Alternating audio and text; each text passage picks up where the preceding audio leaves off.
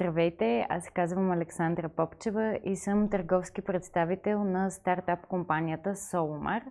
Solomar изобрети ново поколение индустриални пречистватели за въздух и газове, които пречистват множество замърсители комбинирано, включително сажди и CO2, за индустриални заводи, кораби, пристанищна и нефтодобивна инфраструктура, като нашите системи могат много лесно да се присъединяват към всякакъв вид комини, HVAC системи, всякакъв вид кораби, независимо от големината на кораба, и всякакъв вид пристанищно и нефтодобивно оборудване, като всякакъв вид дизелови генератори, кранове или всякакъв вид тежки машини, като системите работят с от 6 до 8 пъти по-ниски капиталови и оперативни разходи спрямо алтернативни решения. Нашите системи са модулни и включват в себе си водно атомизиране, водно озониране, водно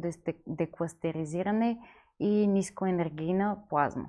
В момента търсим и нови клиенти, и партньори, и инвеститори, тъй като сме бързо развиваща се стартап компания и в момента ни е необходима малко повече помощ. В момента по-скоро сме насочени към клиенти, с които можем да направим пилотна инсталация на кораб.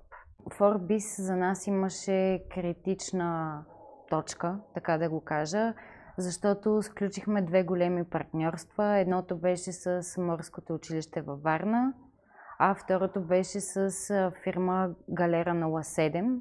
Морско училище и Галера 07 ни помогнаха с партньорство, осигуриха ни тестбед.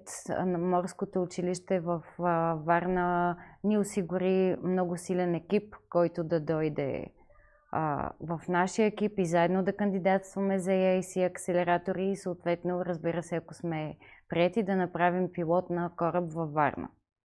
Това беше една много съществена помощ, която просто дойде точно на време. В момента преговаряме с един фонд, който е в България, и още един, който е в Гърция. И двата фонда проявиха интерес за инвестиция в морския сектор и в момента мога да кажа, че сме в напреднали преговори. Искам да благодаря на Морски клъстер за цялото съдействие по време на апликацията ни в EIC акселератора, за всички потенциални клиенти, с които ни запознаха, съответно и партньори. И искам да кажа на хората да, колкото и да е трудно, да не се отказват и да си следват мечтите и сърцето.